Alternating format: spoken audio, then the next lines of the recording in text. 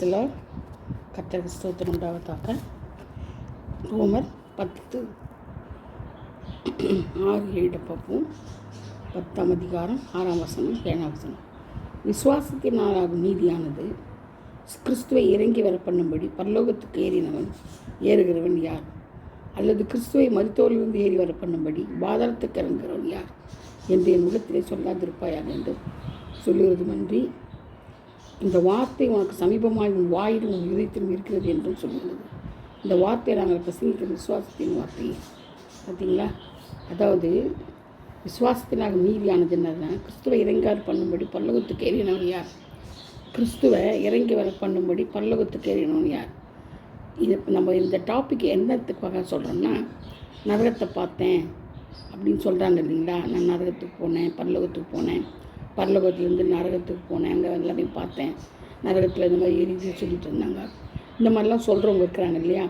அப்படி இருக்கும்போது அதை பற்றி நான் இந்த டாபிக் வந்து பார்ட் 2, நரகத்தை பற்றி பேசுகிறது பார்ட் 2 இது, சரிங்களா? அதெல்லாம் சொன்னால், நீதியானது கிறிஸ்துவை இறங்கி வர பண்ணும்படி பரலோகத்துக்கு ஏறணும். பரலோகத்துக்கு ஏறணும் யாருன்னு கேட்குறாரு. யாராவது ஏற முடியுமா? ஏற முடியாது. அதை தான் இங்கே சொல்கிறாரு. பரலோகத்துக்கு ஏறினவன் யார்? அல்லது கிறிஸ்துவை பாதாளத்திலிருந்து இறங்குகிறவன் யார்? மரித்தோரிலிருந்து ஏறி வர பண்ணும்படி பாதாளத்துக்கு இறங்கினவன் யார்? பாதாளத்துக்கு நான் போயிட்டு வந்தேன், பார்த்தேன், பாதாளத்தில் இருந்தது, அது இருந்தது, இப்படி எரி இருந்தது, அவரை பார்த்தேன், இவரை பார்த்தேன்னு சொல்கிறாங்க இல்லையா. சொன்னாங்க, நிறைய பேர் சொல்லிகிட்டு இருக்கிறாங்க. பெந்தகோஸ்தக்காரங்க தான் சொல்கிறாங்க. எல்லா காரங்களும் வகையாக இருக்காமல் எல்லாருமே சொல்கிறாங்க. ஒருத்தர் இல்லை சொல்கிறாங்க இல்லையா. அது வந்து ஒரு இமோஷன், அவங்களுக்கு வந்து ஒரு இமேஜினேஷன். அவங்களுக்கு அது வந்து தூதர்கள் தான் பார்ப்பாங்க. தரிசனத்துலாம் தூதர்கள் தான் வருவாங்க. நமக்குரிய தூதன் அல்லாத அவங்க தான் நம்மக்கிட்ட வந்து பேச முடியும், நமக்கு தரிசனம் கொடுக்க முடியும். மொழிய ஆண்டவர் வந்து பாதாளத்தில் கூப்பிட்டு போய் காமிக்க மாட்டார், பரலோகத்துக்கு ஏறத்துக்கு விட மாட்டார். ஏன்னா பரலோகத்துக்கு ஏறத்துக்கு அதிகாரம் கிடையாது யாருக்குமே. பரலோகத்துக்கு ஏறுகிறோன்னு யார்? இறங்கி வரதும் ஏறி போகிறதும் யார்? ஆண்டவர் மட்டும்தான் ஏறி இறங்குவார். அது யார் கூப்பிட்டு வர முடியும்? அவரை கூப்பிட்டு வர முடியாது. ஏற பண்ணுகிறவனும் கிடையாது, இறங்க பண்ணுறவனும் கிடையாது. அதனால் விசுவாசத்தினால் நம்ம என்ன செய்யணும்? அதை வந்து பார்க்கணும், வசனத்தை நம்ம ஊன்றி பார்க்கணும். இதே மாதிரி நீதிமொழிகளில் கூட சொல்லப்பட்டிருக்குது. நீதிமொழிகளில் 30:4 பார்த்திங்கன்னா நமக்கு தெரியும். நீதிமொழிகள் 30:4 நம்ம என்ன கவனித்து சொல்கிறோம்னா, வானத்துக்கு இறங்கினவர் யார்? வானத்துக்கு ஏறி இறங்கினவர் யார்? காற்றை தமது கைப்பிடியில் அடக்கினவர் யார்? தண்ணீர்களை வஸ்திரத்தினை கட்டினவர் யார்? பூமியின் எல்லைகளெல்லாம் ஸ்தாபித்தவர் யார்? அவருடைய நாமம் என்ன? அவர் குமாரன் நாமம் என்ன? அதை அறிவாயோ? பாருங்கள், யாருன்னு கேட்குறாரு. வானத்துக்கு ஏறினவர் யார்? காற்று கைப்பிடினா உங்களுக்கே தெரியும். யாரும் கிடையாது, இயேசு கிறிஸ்து மட்டும்தான் அது இல்லையா. அதனால் நம்ம பூமியின் எல்லைகளெல்லாம் ஸ்தாபித்தவர் அவர் தான். அவருடைய நாமம் யார்? கிறிஸ்து. அவர் குமாரன், வார்த்தையாக இருக்கிறாரு. என்ன அவருடைய நாமம் என்ன? அதை அறிவாயோ? தேவனுடைய வசனமெல்லாம் புடமிடப்பட்டவைகள், தம்மை அண்டிக் கொள்ளுக்கு அவர் கேடகமானவர். அவருடைய வசனங்களோடு ஒன்றையும் கூட்டாதே, கூட்டினால் அவர் உன்னை கடிந்து கொள்வார். நீ பொய்யனாவாய். பார்த்தீங்களா? நம்ம என்ன செய்வோம்? கூட்டினால் பொய்யனாயிடுவோம். நம்ம கூட்டத்தில் செய்கிறோம். நம்ம என்ன செய்கிறோம்? வேத வசனத்தை கொஞ்சம் கூட்டுறோம். என்ன கூட்டுறோம்? நம்ம அங்கே பார்த்தோம், அங்கே போனார், என்னை இங்கே கூப்பிட்டு போனார், நான் பார்த்த வெண் வஸ்திரம் தரித்து அப்படியே ஜொலிக்குது, அக்கினி மாணிக்கன்னு அப்படி சொல்கிறோம். இந்த வசனத்துக்கு நம்ம சொல்கிறோம், அக்கினி கண் இருக்குது, அவருக்கு ஜுவாலிக்கிற அக்கினி போல் கண், வெண்கல போல் காலுன்னு நம்ம சொல்கிறோம். அது வந்து அவர் சொல்கிறது. அது அவர் வந்து தரிசனத்தில் யோவான் சொல்கிறது. அது நம்ம என்ன சொல்கிறோம்? நம்மளை கூப்பிட்டு போனார், பரலோகத்தை காமிச்சார், இங்கேருந்து இங்கே பூமியெல்லாம் இது பரலோகம் வந்து அப்படியே பொண்ணுனால் செய்யப்பட்டது, வைடூரியம் அது இது இருந்துச்சு, இதெல்லாம் நம்ம சொல்கிறோம். இதெல்லாம் வானத்துக்கு ஏறி இறங்கணும். யார் முதல் ஏறி இறங்க முடியும்? சொல்கிறதுக்கு யாருக்கு தகுதி இருக்குது? மனுஷர் எல்லாரும் நான் மூடுற மனுஷன்னு கெட்ட புத்தி எனக்கு இல்லை. பார்த்தீங்களா? பரிசுத்த அறிவை அறிந்து கொள்ளவும் இல்லை. அதனால் நம்ம என்ன சொல்லணும்னா, வானத்துக்கு இறங்க முடியாது, அவர் மட்டும்தான்.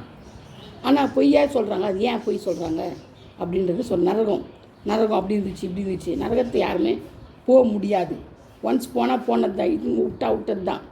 அது ஜட்ஜ்மெண்ட் டேயில், சரிங்களா? நியாயத்திற்கு நாளில் நரகத்துக்கு போனது தான், திருப்பி ஏறி வர முடியாது. ஆண்டவர் கொண்டு போய் காமிச்சிட்டு அப்படியே உலாத்தின்னு வர மாதிரிலாம் காமிக்க மாட்டார் ஆண்டவர். அதெல்லாம் பொய்.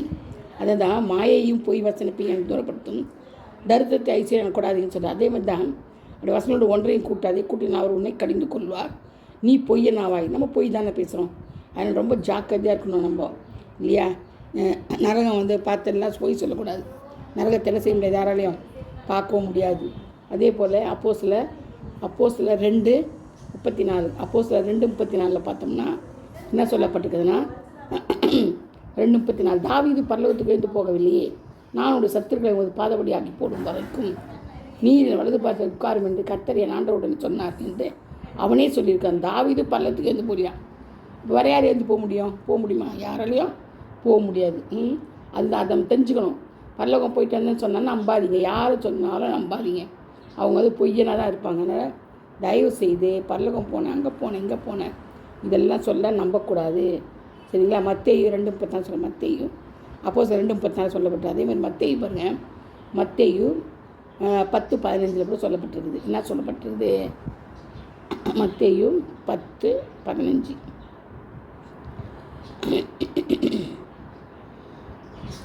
10:15 நியாய தீர்ப்பு நாளிலே அந்த பட்டணத்துக்கு நேரிடுவதை பார்க்கலும் சோதோம் குமாரா நாட்டுக்கு நேரிடுவது லகுவாக இருக்கும் என்று மெய்யாக உங்களுக்கு சொல்கிறேன். பார்த்தீங்களா, இப்படி நியாய தீர்ப்பு நாளில் அந்த பட்டணத்துக்கு நேரிடுவதை பார்க்கலும் சோதோம் குமாராவுக்கு நேரிடுவது நலமா லகுவாக இருக்குமா. அப்போ எவ்வளோ பயங்கரமாக இருக்கும் பாருங்கள் நியாய தீர்ப்பு நாள். இந்த மாதிரிலாம் புடா விட்டுக்கிட்டு போய் பேசிக்கிட்டு தெரிஞ்சுக்கிட்டு இருக்குது இல்லாதது இருக்குது சொல்லியும் போய் பேசிட்டு என்ன சொல்கிறது ஆமான்னு சொல்லிக்கிட்டு எதுவும் நம்ம சொல்கிறது எதுவும் காது கொடுத்து கேட்காம வசனத்தை படிக்காமல் வசனத்தை படித்து தெரிஞ்சுக்கிட்டு தான் நீங்கள் பேசணும். வசனத்தை சொல்லி முடிக்கிறதுக்குள்ளே நீங்கள் பேசக்கூடாது. அதுக்கு தகுதி இல்லை, நம்மளுக்கு தகுதியே இல்லை. ஆண்டவர் என்ன சொல்கிறாரு காது கொடுத்து என்ன செய்யணும். அதுதான் யோவான் சொல்கிறார், செவிட்டு வீரியன்ட்டாரு. ரொம்ப சுத்தமான வேலை அது இல்லை. நம்ம செவிட்டு வீரியனை போல் இருக்கக்கூடாது, விருத்த சேதனம் செய்யப்பட்டுள்ளா இருக்கணும். நம்ம இறுதியும் விருத்த சேதனம் செய்யணும், நம்ம சரீரம் விருத்த சேதனம் செஞ்சுக்கணும். அப்போ தான் நம்மளால் என்ன செய்ய முடியும், அதில் ஆண்டோடைய வசனத்தை கேட்க முடியும், கவனிக்க முடியும், அதன்படி நடக்க முடியும். இல்லைன்னா பொய்யும் புரட்டுனா இருக்கிறவன் எவ்வளோ யாராக இருந்தாலும் சரி, நானாக இருந்தால் கூட வசனத்தை ஏற்றுக்கொள்ள மாட்டேன். வசனம் இருக்குதுன்னா அதை விட்டுட்டு வேறு எதனா கதை பேசுறது, அது வந்து நீ மறைக்கிற, பயப்படுறேன்னு அர்த்தம். அந்த வசனத்துக்கு என்ன பண்ணுற, பயப்படுறதுனால தான் உன்னால் வசனத்தை சரிக்கு நிகராக அவங்கள கொண்டாட முடியல. வசனம் என்ன சொல்லுவோ அதன்படி நம்மளால் முடிஞ்ச அளவுக்கு நம்ம நடக்கணும். அதுதான் உண்மை.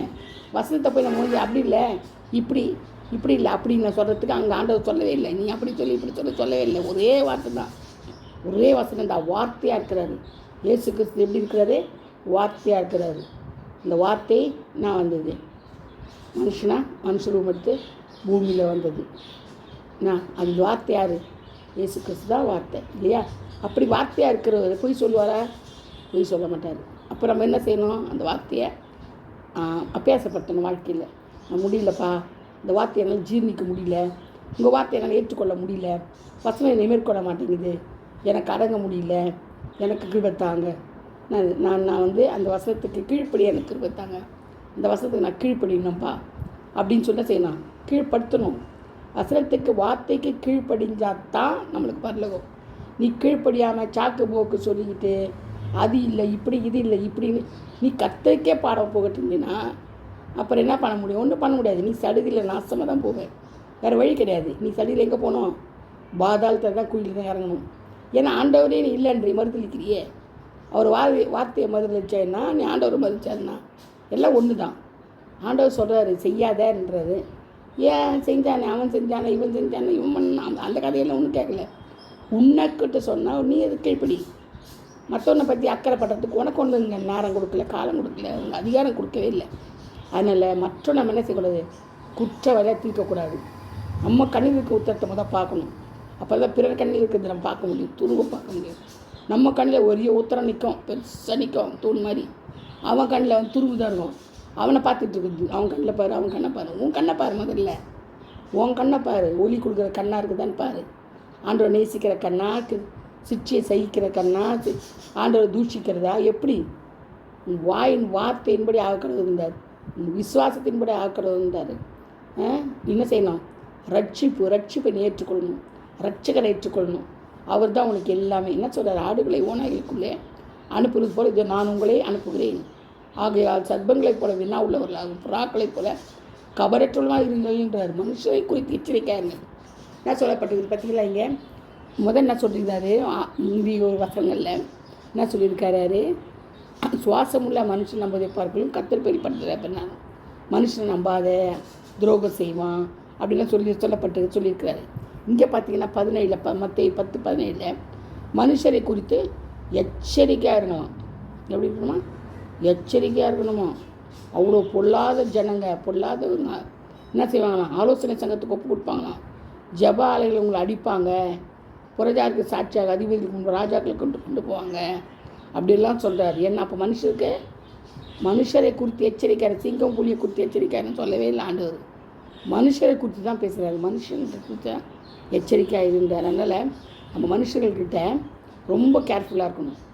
ஏன்னா மனுஷோட நாவு விஷம் நிறைந்தது, விஷம் காட்டு தீயை போல் கொளுத்தி போட்டுருவான்.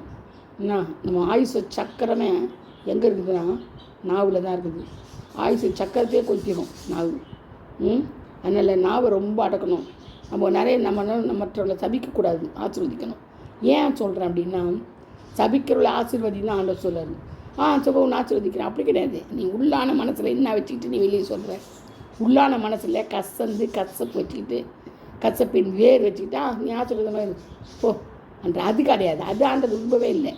உன் மனசார நீ எனக்கு தீமை செய்த, ஆனால் நீ நல்லா இரு, ஆண்டு ஒன்று ஆசீர்வதிக்கிட்டோம், பரவாயில்ல, நீ தீமை செய்தால் கூட பரவாயில்ல, என்ன மனசார சொல்கிறேன். அதே ஆண்டு. ஏன்னா நான் சொல்கிறேன்னா, உன் நினைவுகள் அல்லன்றது, நினைவுகளையும் யோசனைகளையும் என்ன சொல்கிறார், அறிகிறார். உன் நினைவுகளையும் வழிகளையும் அவர் அறிகிறாராம், பார்க்குறாராம். உன் வழிகள் எப்படிப்பட்டது, நீ என்ன நினைக்கிற அப்படின்னு அவர் பார்க்குறாராம். நினைவுகளை என்ன செய்கிறாரு, வகையாக இருக்கிற ஆண்டவர், இருதயத்தின் ஆழங்களை அறிகிறவர். இருதயத்தின் ஆழத்தை யாரும் அறிய முடியுமா? வந்த மனுஷனாலே பாருங்கள் அறியவே முடியாது. ஏன்னா இருதயம் திருக்குழுது மகா கெடுதமாக இருக்க சொல்கிறது ஆண்டவர் தான் சொல்கிறது. எல்லாமே ஆண்டவர் சொன்னது தான். அப்போது அந்த திருக்கான இருதயத்தை, கேடான இருதயத்தை இயேசுவின் ரத்தத்தினால தான் கழுவ முடியும். நம்ம ஒன்றும் பரிசுத்தம் கிடையாது. அவர் பரிசுத்தமாக இருக்கிறவர், நாம் பரிசுத்தமான பரிசுத்தத்தை கேட்கணும், கேட்டு பெற்றுக்கொள்ளணும். நம்ம அப்படியே மேலேருந்து குதித்து வர முடியாது. பாவம் செய்யணும், பாவம் செஞ்சுருப்போம், அதை அறிக்கையிடணும், விடணும், சுத்திகரிக்கணும், அனுதினம் என்ன செய்யணும், சுத்திகரிக்கணும். முடிவு போய் நிலைநிற்க ரட்சிக்கப்படுவாங்க. அப்போ ரட்சிப்பு கிடையாது. நம்ம இன்னொன்று நிறைய பேர் ரட்சிக்கப்பட்டேன், என்ன ரட்சிக்கப்பட்டேன், செஞ்சதை தான் பேசுகிறேன், என்ன ரட்சிப்பு, என்ன சாட்சி, ஒன்றும் கிடையாது. என்கிட்ட கூட ஒன்றும் சாட்சி கிடையாது. அப்போனா என்ன அர்த்தம், இன்னும் ரட்சிக்கலை உண்ணாண்டவர். முடிவு பறிந்த நிலை நிற்கணும், கடைசி வரலும் நிலை நிற்கணும். என்னது, ரட்சிக்கப்படுவான்னு ஒரு வார்த்தை சொல்கிறாரு. அப்போது என்ன செய்யணும், நம்ம ஆண்டவரை முடிவு பறிந்து நிற்க எனக்கு கிருபை தாங்கப்பா, எனக்கு பலவீனம் முடியலப்பா, எனக்கு முடியல, எனக்கு கிருபை தாங்க, பாவத்தின் விடுதலை தாங்க, நான் மீறிய நான் அடக்க முடியல, அதுக்கு கிருபை தாங்க, சாட்சியின் ஜீவத்தை தாங்கன்னு சொல்லணும். பழைய பாவத்தையே நினச்சிக்கிட்டு, பழைய காரியங்களையே நினச்சிக்கிட்டு அப்படியே இருந்தோம்னா அதே நாத்தந்தான். குழி தோண்டினா, ஆமாம், நம்ம கல்ற குழி தோண்டினா என்ன வரும், எலும்பு கூட நாத்த கப்பு தான் வரும். அது நோண்டக்கூடாது. அது எலும்பாக போச்சு, எல்லாம் மறைஞ்சி போச்சு, அதை விட்டுணும், புது பிறையாக வரணும். சில வருஷம் ஒன்றாந்தேதி சொல்லுவோம், பழையெல்லாம் ஒழிந்து போயினா எல்லாம் புதிதாக என்ன, அன்றைக்கி ஒரு நாள் தான், மறுநாளே ஆரம்பிச்சுடுவாங்க. போன வருஷம் என்ன நடந்தது, 6 வருஷத்துக்கு முன்னாடி நடந்தது, 5 வருஷத்துக்கு முன்னாடி என்ன பண்ண, நீ என்ன பண்ண, வந்துட்டியா அப்படின்வாங்க. வந்துட்டியா, என்ன வந்துட்டு, ஆனால் ஆண்டவர் உண்மையை மறக்கலை, நீ என்ன பண்ண, அதையும் ஆண்டவர் செய்வார். வந்துட்டியான்னு கேட்பார். பார்த்தீங்களா, அதுக்கு பழி ஆண்டவர் பழி வாங்குவார். ஏன், உனக்கே அந்த கேள்வி, நீ அதை மறந்துடணும், சுத்தமாக மறந்துடணும். கசப்பின் வேறு மறந்துட்டினா தான் புதுசாக உனக்கு ஆசீர்வாதம் கொடுப்பாரு, அந்தந்த வருஷத்துக்கு ஏற்ற ஆசீர்வாதத்தை கொடுப்பாரு. நீ மறக்கலைன்னா ஆண்டவர் எப்படி மறப்பார் உன்னை? நீ மட்டும் பண்ணலையா, நீ தான் பண்ணியிருக்கிற, நீ பண்ணாத வேலையா இல்லையே, நீ தான் பண்ணியிருக்கிற. அப்போ என்ன செய்வார் ஆண்டவர், நீ பண்ணியே, அப்போ நல்லா இருந்துச்சா அப்படி கேட்பார். அப்போது உனக்கு 4 தலைமுறை கேட்குறேன், உன் பிள்ளைகளை கேட்குறேன் நானே அப்படி சொல்லுவார். ஏன், அவர் பாரபட்சம் பார்க்குற ஆண்டவர் கிடையாது. எல்லாத்துக்கும் ஒரே நீதி, ஒரே சரிசமானமாக தான். அநீதியின் தேவன் அல்ல அது. அதனால் நம்ம என்ன செய்யணும், அவரை தூண்டி கொடுக்கக்கூடாது, அவரை தூண்டக்கூடாது. பாவ மன்னிப்பு தான் கேட்கணும். நமக்கு இருக்கிறது அது ஒன்று தான் சான்ஸு. கட்டத்தில் போனோம்னா அனுதினமும் நம்ம சுத்திகரிக்கணும், அனுதினம் பாவ மன்னிப்பு கேட்கணும்ப்பா. நான் செஞ்ச பாவத்தெல்லாம் மன்னிங்கப்பா, அறிந்தும் அறியாமலும் எவ்வளோ செஞ்சுருக்கிறேன், மன்னிங்கன்னு அப்படியே ஊந்து கூப்பிட்டாதான் அது அவர் எதிர்பார்க்குறார். கண்ணீரின் ஆவியை எதிர்பார்க்குறார், கண்ணீரின் ஜெபத்தை ஆண்டவர் எதிர்பார்க்குறார். கண்ணீர் விடணும், கண்ணீர் சிந்தணும், முழங்கால முடக்க முடியலன்னா கண்ணீரை சிந்து. அப்போ தான் ஆண்டவருக்கு விமர்சனம் கிடைக்கும், அப்போ தான் அறிவேன். ஆனால் காணாதவர் போல் உன் பாவத்தை அவர் காணாதவர் போல் இருந்தார்னா நீ பாக்கியவான். அப்போ உன்னை காணாதவர் போல் தான் இத்தனை நாள் இருந்திருப்பாரு. நீயே என்ன பண்ணுற அவருக்கு ஞாபகப்படுத்துகிறேன். என் நேரத்தை மற்றவங்களை கொட்ட சொல்லி நீ அவன் செஞ்சானே ஆனவர். நான் உன்னை மறந்துட்டேன். நான் உன்னை கடலில் ஆழத்தில் உன் பாவத்தை போட்டேன். மேற்கும் கிழக்கு உன்னை தூரமாக நான் உன்னை பாவத்தை நான் மறந்துட்டேன். நீ என்ன பண்ணுற? அவனுடைய பாவத்தை சொல்லி காமிச்சுக்கிறியா? தோண்டி எடு, அவனுடைய பாவத்தில் எடுக்கிறேன். இந்தா நான் மறந்த என்ன கூட என்னன்னு செஞ்சேன், இப்போ ஞாபகப்படுத்தி விட்டுட்டேன்னு சொல்லுவார். கட்டாயம் பேசுவார். ஆண்டவரே வந்து பேச மாட்டார். நேராக வந்து சைட்டாக வந்து ரொம்ப பரிசுத்தமாக அப்படியே வெளில அணிஞ்சு தைத்து நேராக வந்து என்கிட்ட பேச மாட்டார், உங்கள்கிட்ட பேச மாட்டார். தூதர்கள் மூலிமா பேசுவார், கனவுல பேசுவார், தரிசனம் கொடுப்பாங்க. அப்போ யாக்கோபு தூதர் கண்டான் இல்லையா, ஏறுங்கிறது இறங்குது, அந்த மாதிரி தான் நமக்கும் அது மாதிரி தான் ஆண்டவர் காமிப்பார். தூதர்களை கொண்டு தான் நம்மகிட்ட ஆண்டவர் பேசுவார். சில டைம் மனுஷரை கொண்டு கூட பேசுவார். மனுஷனே வந்து நம்மகிட்ட பேசுவான், நீ செஞ்சு அப்படி செஞ்சு, அதுவும் ஆண்டவர் பேசுகிறது தான். நம்ம வந்து நம்மக்கிட்ட ஆண்டவர் பேசுகிறத எடுத்துக்கணும். ஒரு சபைக்கு போகிறோம், அங்கே வசனங்கள் வருதுன்னா நமக்காக எடுத்துக்கணும் அதை. அப்பா நீங்கள் எனக்காக பேசுனீங்கப்பா, எனக்கு அதை நீங்கள் பேசுனது நல்லது, எனக்கு கிருபை தாங்க அப்படி சொல்லி ஆண்டவர் கேட்கணும். உடனே மன்னிப்பு கேட்டு அதை திருத்தணும். நான் இப்படி தான் இருப்பேன் அதெல்லாம் கிடையாது. ஆண்டவர் சொல்லுவார் அதெல்லாம் கிடையாது அப்படி சொல்லக்கூடாது. அதெல்லாம் கிடையாது உங்களுக்கு பரலக்கும் கிடையாது. ஓட எங்கே ஓடு நரகத்துக்கு ஓடு, அவ்வளோதான். இங்கே ஆமாம் ஆமேன்னு சொல்லணும். ஆமாம் ஆமேன். இன்னும் தலைவரை உடைக்க போகிறாங்களா, மண்டையை உடச்சி போகிறாங்களா? மனுஷனால் ஒன்றும் முடியாதுங்க. சரீரத்துக்கு கொள்ளுகளுக்கு பயப்படாதீங்க. அந்த ஆத்மா கொள்றவங்களுக்கு தான் பயப்படணும். ஆத்மாவை கொண்டவர் ஆண்டவர் ஒருத்தர் தான், அவருக்கு பயப்படுங்க. உள்ளதுன்று இல்லைன்னு சொல்லுங்கள், அதை பற்றி கவலையே கிடையாது. சரிங்களா? அதனால் நம்ம என்ன செய்யணும், இது வந்து 2வது பார்ட்டினால உங்களுக்கு நான் சொல்கிறேன் இவ்வளோ விரிவாக. இன்னும் நிறைய காரியங்கள்லாம் இருக்குது. நியாய தீர்ப்பு நாளில் ஆண்டவர் அந்த திறவுகோலை வச்சுருக்கிறாரு. நியாய தீர்ப்பு நாளில் என்ன செய்கிறாரு, அவர் திறவுகோலை அவருக்கு தான் இருக்குது. திறவுகோலை திறந்து போயிட்டு பாதாளத்தின் திறவுகோலை போய் உங்களுக்கு காமி மாட்டார். கொண்டு போய் நியாய தீர்ப்பு இந்த திறவுகோலை வச்சுக்கோ, போய் பாரு, இதெல்லாம் பாருப்பா, இந்த எத்தனை அழகுது பாரு பாதாளத்தில் பரலோகத்தில், அதெல்லாம் காமி மாட்டார், அதெல்லாம் போய். அதனால் நம்ம என்ன செய்யணும், ரொம்ப எச்சரிக்கையாக இருக்கணும். தேவ தூஷணத்தை நம்ம பண்ணக்கூடாது. தேவ தூதரை என்ன செய்யக்கூடாது, தள்ளக்கூடாது, தள்ளி போடக்கூடாது. நிறைய வார்த்தைகள் வசனங்கள் இருக்குதுங்க, நம்ம பார்க்க வேண்டியது நிறைய இருக்குது. கர்த்தர் தாமே காரியங்கள் எல்லாம் வாய்க்க பண்ணுவார். இந்த உபதேசம் முதல் வார்த்தை தான் நமக்கு முக்கியம். வார்த்தையை பிடிச்சிக்கொள்ளுங்க, அதை விசுவாசிங்க, அதன்படி நடங்க. கர்த்தர் அதற்கேற்ற பலனை தருவார். அதனால் கர்த்தர் தாமே இந்த வார்த்தைகளெல்லாம் ஆசீர்வதிப்பாராக, பாதுகாப்பாராக. ஆமென். ஏலியா பேசுகிறோம். God bless you all.